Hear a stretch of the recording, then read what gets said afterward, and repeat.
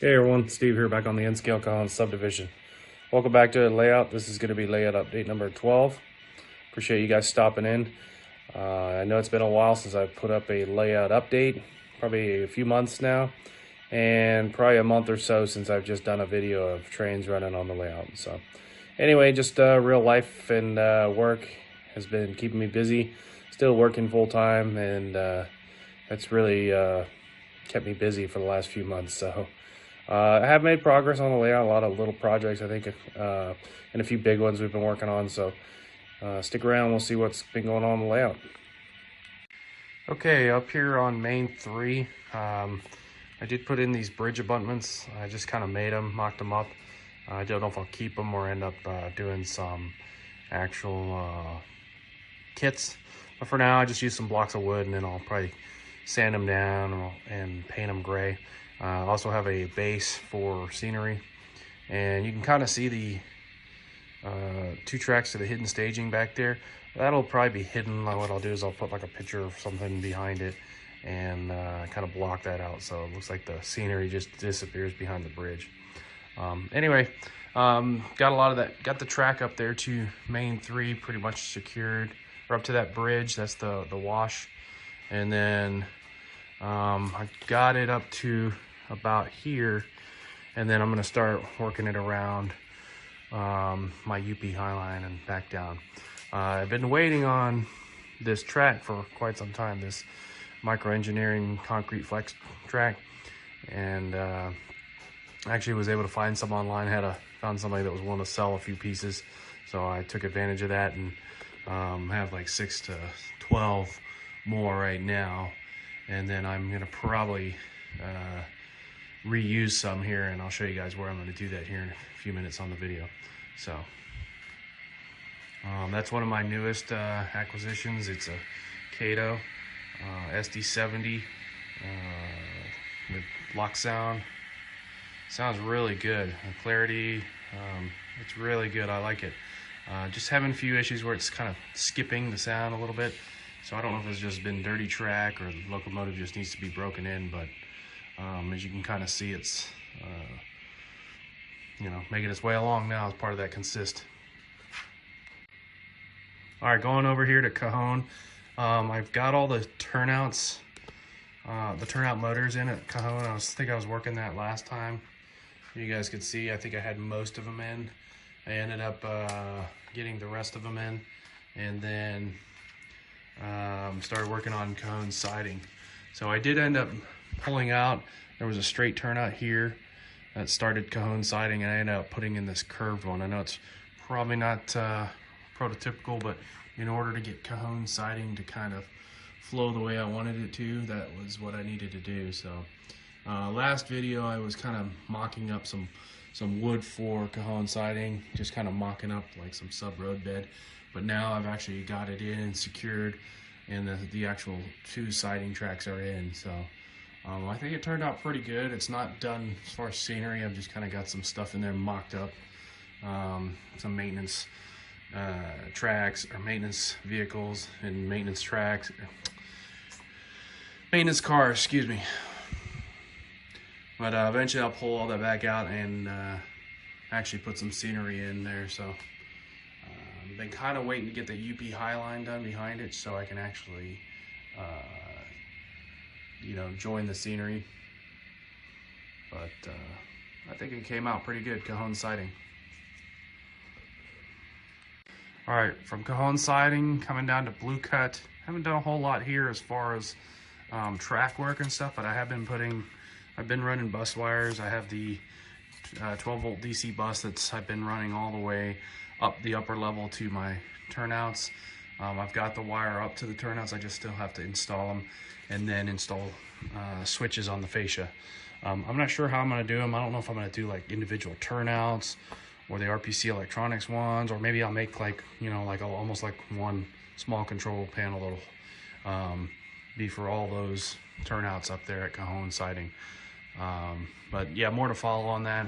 I'm kind of still debating on how I want to do it before I put them in and start working on putting them into the fascia and stuff.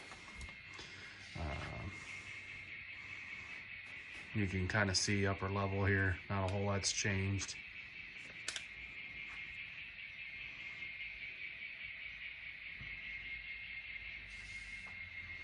So this is kind of just a mock-up. I've been thinking about putting a bridge overpass here. This would kind of simulate the 215 like before Keenbrook. I don't know, because what I'm going to do is I'm going to probably use that like as a scenery break partition to kind of hide the upper part of my Helix. So I've been thinking about putting a bridge there. This one I kind of mocked up as a little construction scene, but don't know yet if I'm going to end up keeping a bridge there or just maybe moving it to, originally I was going to put it over here, so I might still do that, I don't know. And I'll kind of tell you guys what my plans are for this Helix here in a second. Alright, so for my Helix here, I went ahead and I stepped away for a second to silence that locomotive because I was kind of running in the background, and actually it was kind of getting a little bit annoying while trying to concentrate on the video. So on my Helix, right now I have, like on the the main 3 lines going up there, it's not such a bad grade up to Cajon up there. I mean, it's a decent grade. It's about 2%, and the locomotives make it fine. They make it up there no problem, but as you can kind of see back there, that UP High Line is elevated. It's the track in the very back that's raised. I haven't done anything really with it yet. So in order to get it to kind of meet the top of this Helix, I really had to kind of increase the grade on it, and I think it's just going to be too steep, and I'm not really a big fan of the way it's turning out as far as how tall it is. So what I've been toying with the idea of doing is, I thought initially of just making one more pass on like the UP High Line, which is this track right here, be the inner track, making one more pass and maybe up above, and then it would kind of put it at about an elevated level it needs to be, coming out of like the, just east of Keenbrook. So I thought about doing that, and then I was like, well, if I'm gonna go to all that trouble, why not just raise my Helix one more pass? So right now I've been toying with the idea of pulling this concrete track out here and up to about where that bridge is. That would give me about 9 more sticks of track, and doing another pass, and that would actually put, if you see that white tab where my finger is, that would put the top of the Helix there. And so I'd have a much more natural, I shouldn't say natural, but not such a sharp grade on the 3 main BNSF tracks, but well, they would definitely be they would definitely have a easier grade, less than 2%, but the UP High Line now would be a little bit, I'd be able to compensate for that extra incline it needs to get from the Helix up to the elevated track. So still debating on doing that. It's a little bit of work if I have to. I'll actually have to cut some, risers here, or either raise them or cut them and shim them in between that and the sub road bed. So it is doable. I can do it. I know I can do it. It's just, do I want to do all that work? But more to follow. That'll probably be a layout update next one if I do decide to do it. And then the other thing is, with me having 12 sticks of concrete flex track over here from Micro Engineering, and then 9 more here, if I redid this Helix, that would almost get me to, because I would probably use this bridge as, like, from here on would be wooden ties, and then up here would be concrete ties. It would kind of give me a little more concrete flex to maybe get that UP High Line done for the most part, maybe with the exception of the siding. So don't know yet if I'm going to do that. Like I said, it is quite a bit of work, but you can kind of see the UP High Line back there needs to get some track in, and it is double track back there, so might be able to at least get one done so I can run those trains up the UP High Line and then back down main 3. But we'll see how it turns out. All right, lower level on the yard. As you can kind of see, we've started getting in some of the yard. This is all secured down here, feeders in, everything like that. This is what becomes the BNSF classification tracks on the east end, and then I'll probably have at least one, maybe 2 tracks going into this. There'll be an engine house here, and then I just don't know how I'm going to run them on the back side. I don't know if I'm going to end up having them come straight through and tie back into the yard lead, or have them come back into dead end maybe, or maybe down on the other end down there I might have a car shop. So still debating on how to do that, but yeah, this track here, you can kind of see my finger on the one that goes out there, the farthest one. That one actually runs now all the way around, as you can kind of see. I apologize for the mess. Like I said, I'm trying to get an update in, but you can kind of see how my yard is taking shape. I'm just gonna kind of walk you guys down it real quick. And there's kind of, all the blue stuff is not either secured, or it's just showing like where things are gonna be.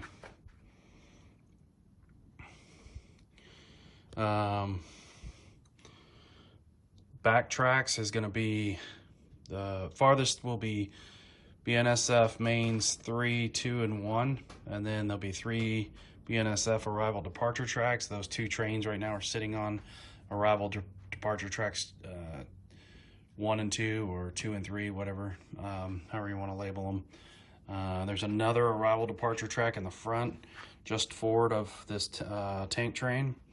Then I have my yard lead, and then I'll have 10 classification tracks here for BNSF. And then down here I'll have some UP line. I'll have the UP main line, siding, and then probably like three tracks for staging. So that way I can always have some UP trains made up as well. Kind of simulate, this is my San Bernardino yard, Colton yard. I know it's not to scale, obviously, and not prototypical, but it gives me a place to store trains. So, but you can kind of see, this is about 16 foot from here to the end down there, and about 16 foot the other way. So it's a pretty good size yard. Should make for some good switching operations, making some trains and taking apart trains when they come in. My yard leads do have access to like the arrival departure tracks, so it should be fun building some trains. But again, kind of an overview. I won't really go into the yard in detail right now, just because it's still kind of work in progress, but you guys can kind of see what we've got done. All right, one other thing I got done is I made the switch to Digitrax. And last video, I think I just built this drawer and installed it, but now I've actually got my booster, or my command station in here, and the power supply for it. I haven't got anything else in here just yet. Got a 12-volt power supply, an old computer power supply I'm going to put in here, and then I have some terminal boards set up for the different voltages coming off of it. But I haven't got that one in just yet. So with that, I've also got the UP5s installed and LocoNet cables running to them. As you can see, I've got, I think I installed 5 of the 6 so far. There's another. And another.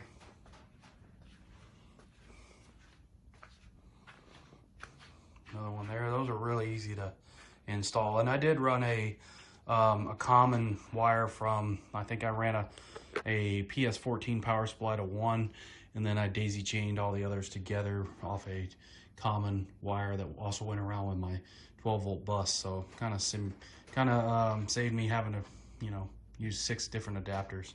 And there's another one there. So, but track power's off right now, but as you can see, I've already got them all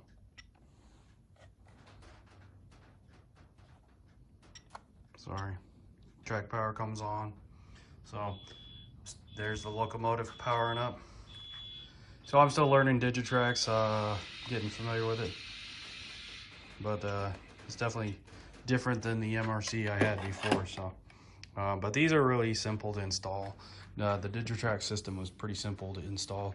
Just yeah, I'm learning this throttle. It's definitely different than the MRC.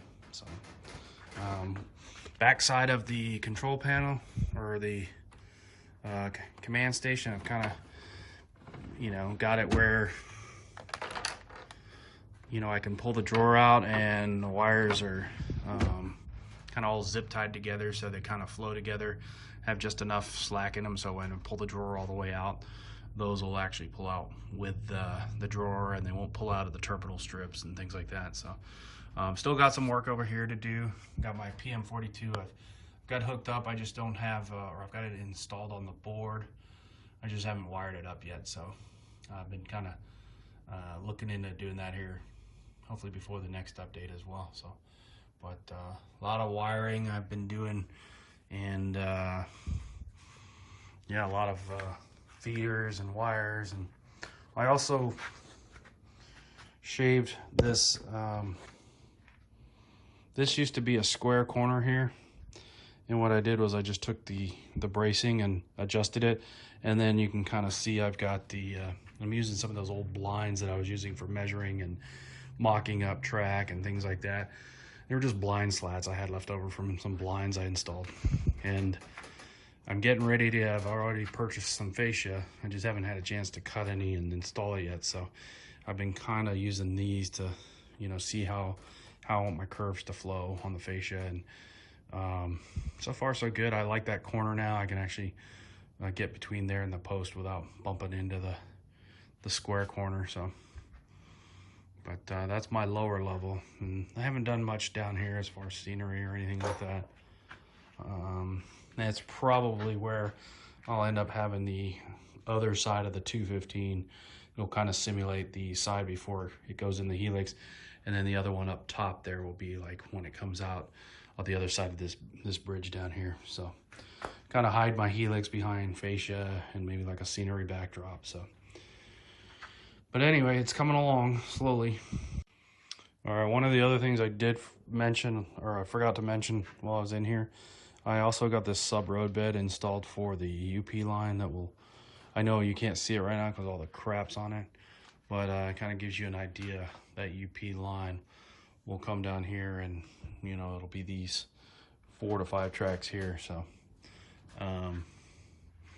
got that sub road bed in, and I haven't done much with it since. It's just going to become staging. So layout's a little messy right now, and you know, like I said, I wanted to get you guys an update just so you could kind of see what's going on. And you know, you might see definitely see some changes later if I do modify that Helix. So one other big thing I did was I did insulate my entire garage. I did the blow-in insulation. I went through the siding on the outside.